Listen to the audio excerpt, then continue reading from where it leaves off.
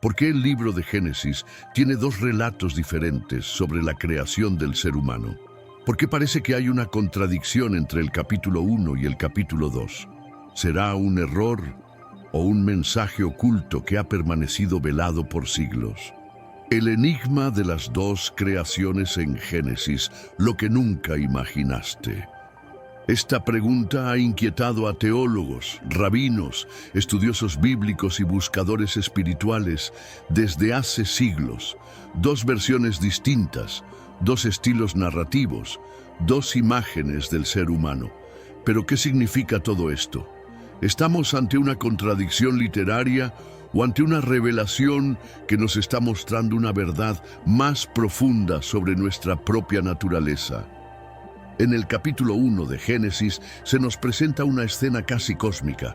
Dios, llamado aquí Elohim, en plural, crea el universo con orden, ritmo, palabra, 6 días de creación, luz, firmamento, tierra, vegetación, animales y finalmente el ser humano. Pero no cualquier ser humano. Aquí leemos: y creó Dios al hombre a su imagen, a imagen de Dios lo creó, varón y hembra los creó. Génesis 1:27. Varón y hembra creados juntos, a imagen y semejanza de Dios. Un acto único, directo, sin proceso intermedio. No hay polvo, no hay jardín, no hay costilla. Solo la palabra de Dios, su imagen y la humanidad creada en unidad. Pero cuando avanzamos al capítulo 2, el tono cambia por completo. Ahora Dios, llamado YHWH Elohim, forma al hombre del polvo de la tierra, planta un jardín en el Edén, da al hombre una misión específica: cuidar y labrar el jardín.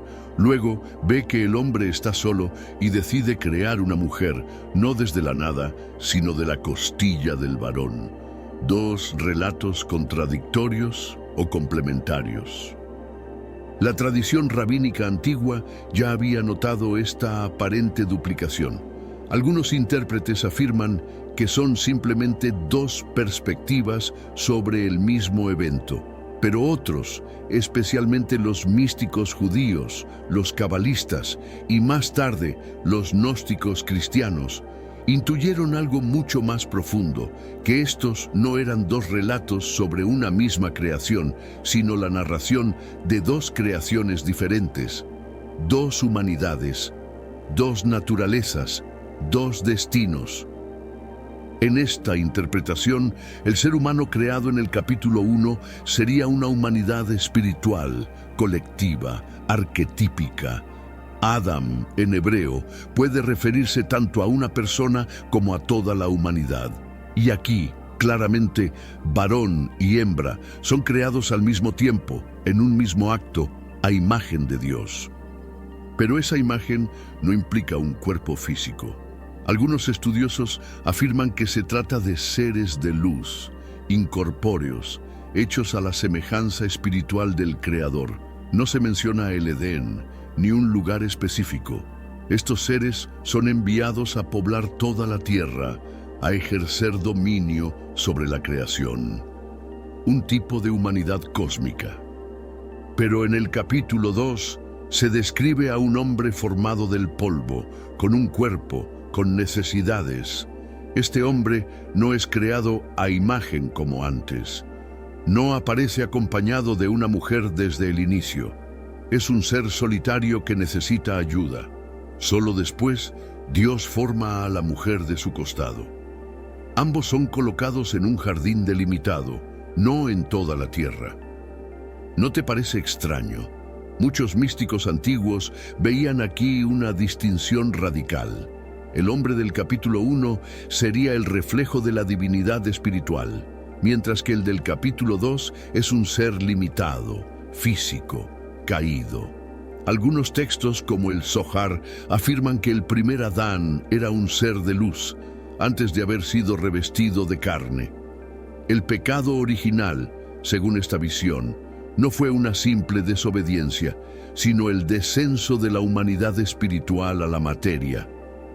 ¿Y si Adán y Eva no fueron los primeros humanos, sino los primeros humanos carnales?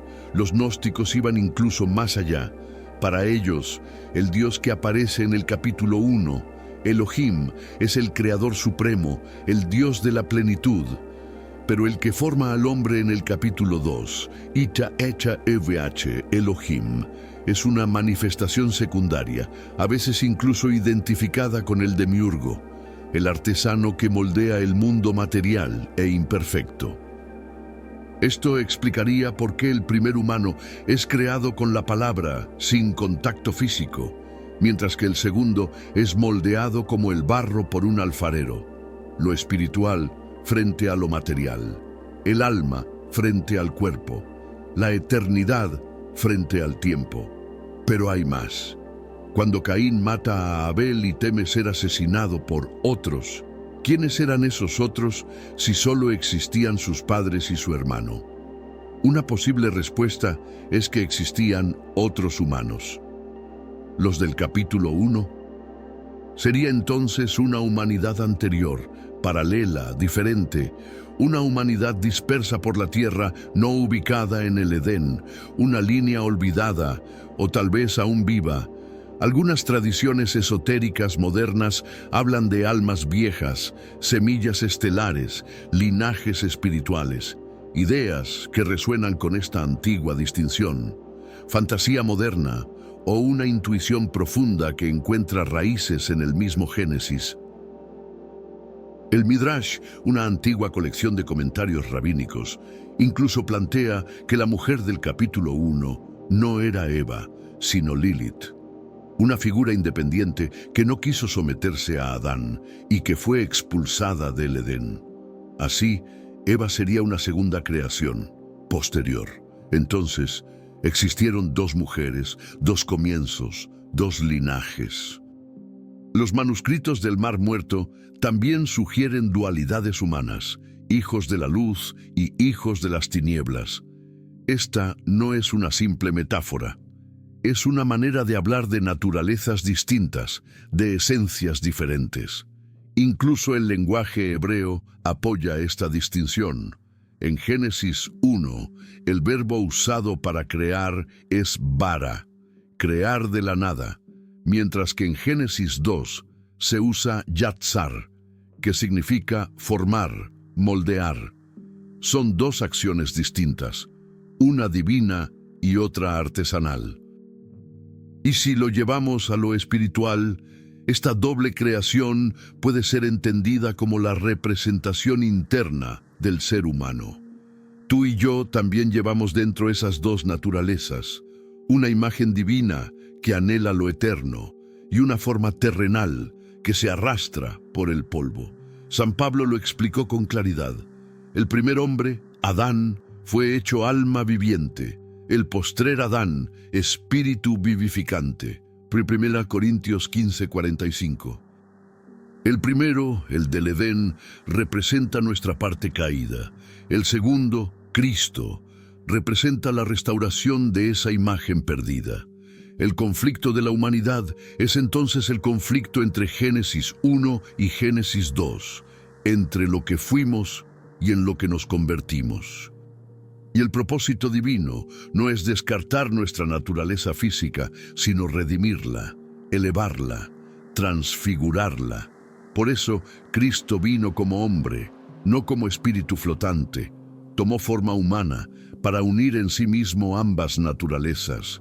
En él, la creación espiritual y la carnal se reconcilian. Esto significa que el viaje espiritual no es un rechazo del cuerpo, sino una integración. El alma redime al cuerpo. El espíritu transforma la materia. No se trata de huir de nuestra humanidad terrenal, sino de elevarla, de santificarla.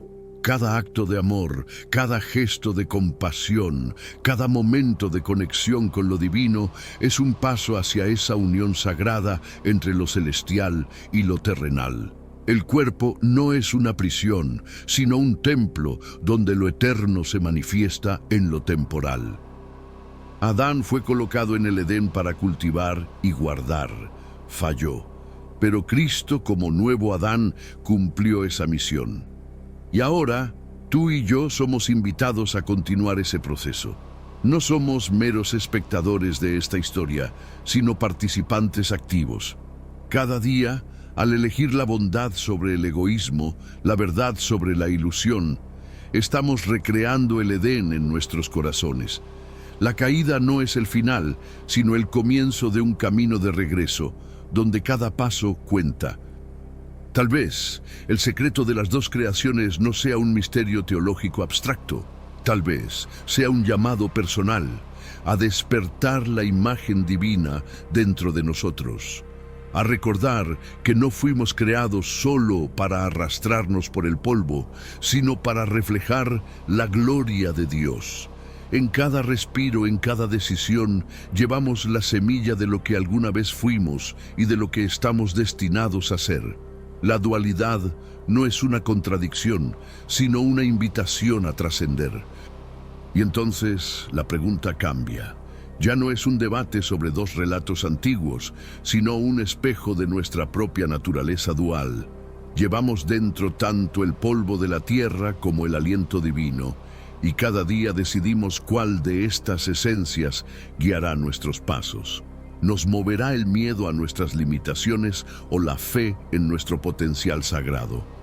La respuesta no está en discusiones teológicas, sino en ese espacio silencioso donde el alma reconoce su verdadero origen. Esto significa que el viaje espiritual no niega nuestra humanidad, sino que la transfigura.